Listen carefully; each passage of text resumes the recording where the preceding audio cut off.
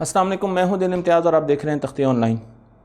आज हम एक नई सीरीज़ का आगाज़ करने जा रहे हैं जिसे एग्रीकल्चर टेक्नोलॉजी का नाम दिया जाएगा। इस सीरीज़ में मैं एग्रीकल्चर में ज़राअत में आने वाली टेक्नोलॉजी के बारे में बताऊंगा और ये भी बताऊंगा कि उसे पाकिस्तान में कैसे इस्तेमाल किया जा सकता है ताकि हम अपनी फसलों की पैदावार ज़्यादा कर सकें और मुस्तकबिल में जो ख़तरे हमें दरपेश हैं उनको अभी से उनका मुकाबला कर सकें। तो सबसे पहला ख़तरा ये है कि हमारे मुल्क की आहिस्ता आहिस्ता आबादी बढ़ रही है। अगर आप दुनिया की आबादी देखें तो दुनिया की आबादी बहुत तेज़ी से बढ़ रही है जिसे हॉकी स्टिक ग्राफ कहा जाता है। मैं आपको यहाँ पर एक ग्राफ दिखा रहा हूँ जिसमें आप देख सकते हैं कि 1850 में दुनिया की आबादी तकरीबन 1 अरब से कुछ ज़्यादा थी, लेकिन आज 2021 में दुनिया की आबादी 7 अरब से ज़्यादा हो चुकी है, 8 अरब को टच करने वाली है। तो आप देख सकते हैं कि कितनी तेज़ी से दुनिया की आबादी बढ़ रही है। जब दुनिया की आबादी बढ़ती है तो दुनिया में वसाइल की कमी पैदा होना शुरू हो जाती है और उसमें से सबसे अहम चीज़ ये है कि हमारे पास खुराक की कमी है। मैं आपको यहाँ पर एक हंगर मैप 2020 का दिखा रहा हूँ जो कि आपको मुल्कों की हंगर इंडेक्स के बारे में बताएगा कि कहाँ पर लोग ज़्यादा भूखे हैं। तो आप देख सकते हैं कि पाकिस्तान इस वक्त हंगर इंडेक्स में येलो कलर में है, यानी 5 से लेके तकरीबन 15% लोगों के बीच में लोग पाकिस्तान में भूखे सोते हैं।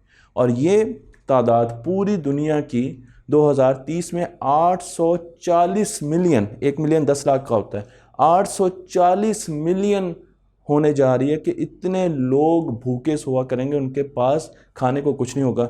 अगर आप इस मैप को देखें तो अब मैं जैसे ही नया मैप आपके सामने लाऊंगा तो आपको नज़र आएगा कि जहां हमें येलो कलर नज़र आ रहा है वहीं वहीं हंगर या भूख ज़्यादा है, क्योंकि इन जगह पर रेगिस्तान है। दुनिया में आपको मैं रेगिस्तानों के मैप दिखा रहा हूँ, जो बड़े बड़े रेगिस्तान है और हमारी दुनिया का 33% एरिया रेगिस्तान है।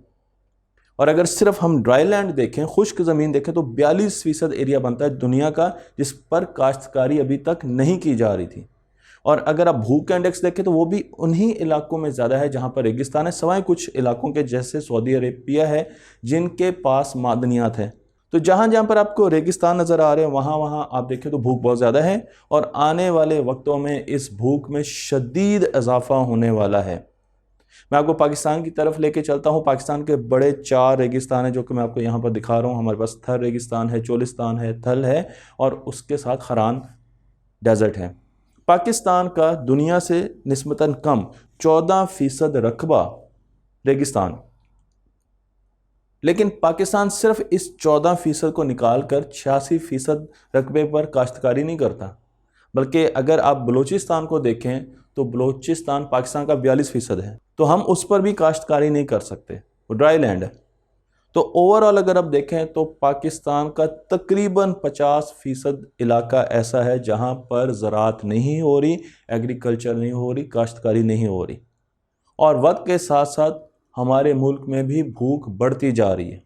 अगर आप आबादी का तनासुब देखें तो यहाँ पर जो मैं आपको पॉपुलेशन डेंसिटी का ग्राफ दिखा रहा हूँ, इसमें 1 किलोमीटर इस तरीके से और 1 किलोमीटर इस तरीके से, ऐसे और ऐसे एक मुरब्बा बनाना है आपने।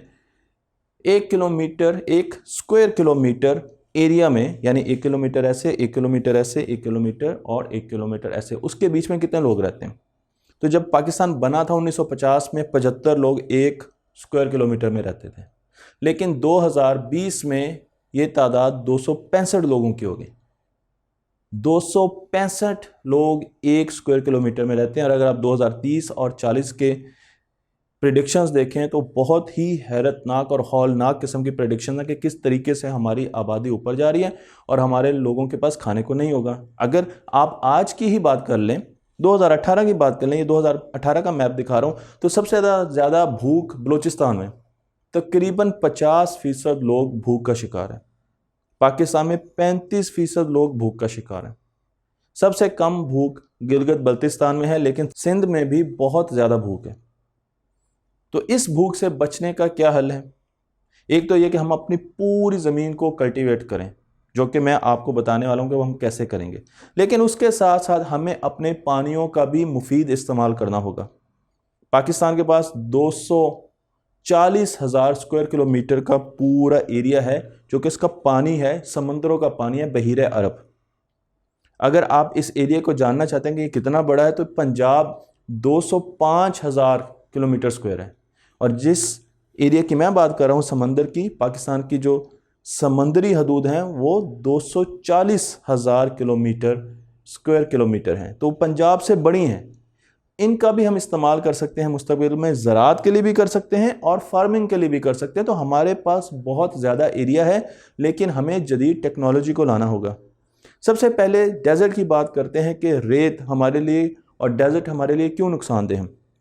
जहाँ बारिश 4 इंच सालाना से कम होती है उसे डेजर्ट गर्दाना जाता है, उसे कहा जाता है कि ये इलाका डेजर्ट है। जिस इलाके में इस वक्त मैं ये वीडियो बना रहा हूँ ये भी डेजर्ट का हिस्सा है।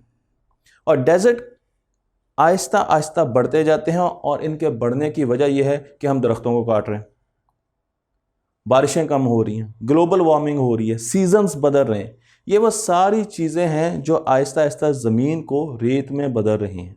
तो हमारी मुफीद ज़मीन जो है वो रेत में आहिस्ता आहिस्ता बदल रही है, और उसकी ख़ास वजह यह है कि हमने ज़राअत में अच्छी टेक्निक्स नहीं इस्तेमाल की। हमारी ज़मीन पर जो टेक्नोलॉजीज़ हम इस्तेमाल कर रहे हैं जो कि उसको रेत में बदलने ना दें, वो ना होने के बराबर हैं। रेत का नुकसान क्या है? रेत का नुकसान ये है कि रेत अमूमन नमकियात से मिलकर बनती है। चट्टानों को अगर पाउडर फॉर्म में आप लेकर आएँ तो हमारे पास रेत आती है। उसमें सिलिका भी हो सकती है, क्वार्ट्स हो सकते हैं, लाइमस्टोन हो सकता है, ग्रेनाइट हो सकता है। तो रेत में जब आप पानी डालते हैं तो पानी फ़ौरन नीचे चला जाता है। रेत के क्योंकि छोटे छोटे पत्थर होते हैं इसलिए पानी उनके अंदर स्टोर नहीं रह सकता। तो ड्रेन बड़ा अच्छा होता है, ड्रेनेज रेत का बहुत अच्छा होता है, लेकिन उसमें पानी स्टोर नहीं रह सकता, इसलिए उसमें न्यूट्रिएंट्स स्टोर नहीं रह सकते, इसलिए उसमें पौधे नहीं लग सकते, क्योंकि पौधों को तो ऐसी जगह चाहिए जड़ों के लिए जो कि पानी और न्यूट्रिएंट्स को स्टोर कर सकें। इसी तरीके से रेत एक जगह से दूसरी जगह मूव करती है, हवा चले तो उड़ती है। पौधे ऐसी जगह पर सर्वाइव नहीं कर सकते जहां पर ज़मीन मूव कर रही है। तो हमें अगर रेत को किसी तरीके से मुफीद बनाना है तो उसे मूवमेंट नहीं देनी, उसकी मूवमेंट को किसी तरीके से हमने ख़त्म करना है, तभी रेत हमारे लिए मुफीद बन सकती है। और ऐसा ही काम करने जा रहा है, बल्कि कर चुका है चाइना को अगर आप देखें तो उसका 27% इलाका रेगिस्तान है। लेकिन क्या आप जानते हैं कि चाइना इस वक्त एग्रीकल्चर में अमेरिका से ज़्यादा प्रोडक्शन कर रहा है।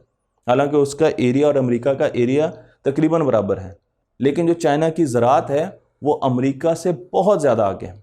और उसकी एग्जांपल मैं आपको एक केस स्टडी से देता हूँ। ये एक बहुत बड़ा मेजर जो चाइना के रेगिस्तान है उनमें से एक रेगिस्तान है जिसे हम तस्वीर में देख रहे हैं, जिसका नाम है निंगजिया डेजर्ट। मुझे उम्मीद है कि मैं ये नाम से ही ले रहा हूँ, निंगजिया डेजर्ट। और इस डेजर्ट को चाइना आबाद करने जा रहा है। और कैसे आबाद करेगा, कैसे इसमें प्लांटेशन करेगा, उसके लिए उसने एक बहुत पुराना तरीका इस्तेमाल किया है जो कि वो बहुत अरसे से इस्तेमाल कर रहा है। और वो तरीका ये है कि वो वीट के जो गंदम का भूसा होता है या जो तिनके होते हैं, चावल की बचे हुए जो तिनके होते हैं या ओट्स के, वो सारे के सारे तिनके वो इकट्ठे कर लेता है, जो कि मैं आपको तस्वीर दिखा रहा हूँ। और उन तिनकों के ज़रिए एक शतरंज का मैदान बनाता है, डब्बे बनाता है, जिनको चेकर बोर्ड्स कहा जाता है। तो आपने तिनके लेने हैं और उन तिनकों को 10 सेंटीमीटर ज़मीन के अंदर आपने धंसा देना है, और वो जो बाहर रहेंगे वो तकरीबन 30 से 40 सेंटीमीटर हो। और आपने उनका एक मुरब्बा बनाना है जिसकी हर साइड 1 मीटर के बराबर हो। तो इस तरीके से जैसे जैसे आप ये पूरे मुरब्बे बनाते जाएंगे, जो कि मैं आपको तस्वीर में भी दिखा रहा हूँ, तो अब रेत मूव नहीं करेगी। और जब रेत मूव नहीं करेगी तो आप उसमें प्लांटेशन कर सकते हैं। टेक्नोलॉजी का नाम है checker board, straw checker board, sand barriers. तो इसको सैंड बैरियर इसलिए कहा जाता है कि हम सैंड को बढ़ने से भी रोक रहे हैं और सैंड को मूव करने से भी रोक रहे हैं। तो चाइना ने 50% इस रेगिस्तान को कंप्लीट करना है 2020 तक, तो वो उसने कर लिया। और मैं आपको यहाँ पर इस रेगिस्तान की तस्वीरें भी दिखा रहा हूँ। इस पर अभी भी लोग काम करते हैं क्योंकि यहाँ पर बहुत ज़्यादा हाइट्स हैं, इस वजह से ऐसी रोबोटिक्स अभी तक नहीं बनाई गई जो कि इंसानों की जगह काम कर सकें।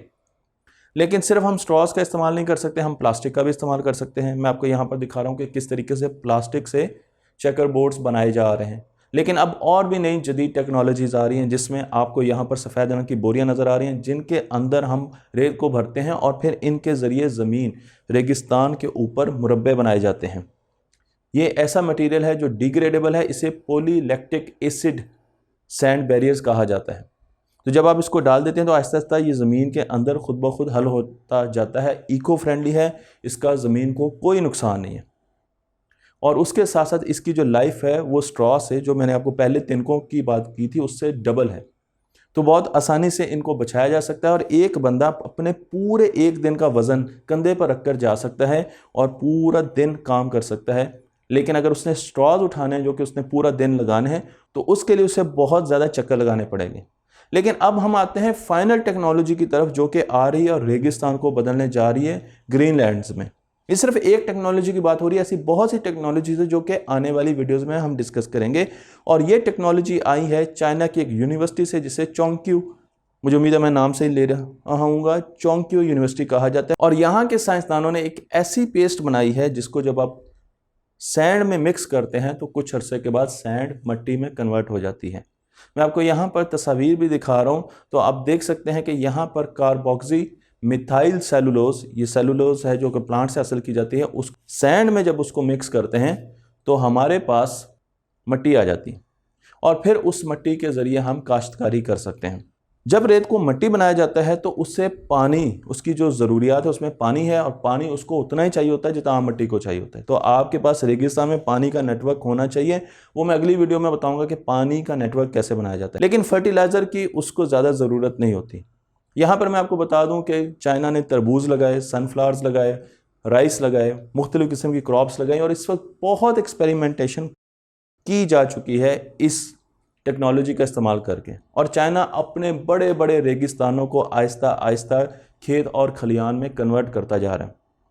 मुझे इसकी प्राइस भी मिली और इसकी कैलकुलेशंस मैंने की तो 2018-19 में जब ये टेक्नोलॉजी नहीं आई थी उस वक्त तकरीबन 1 एकड़ के लिए 23 लाख का आपको ये पाउडर चाहिए। लेकिन वक्त के साथ साथ ये टेक्नोलॉजी बहुत ज़्यादा सस्ती होने वाली है।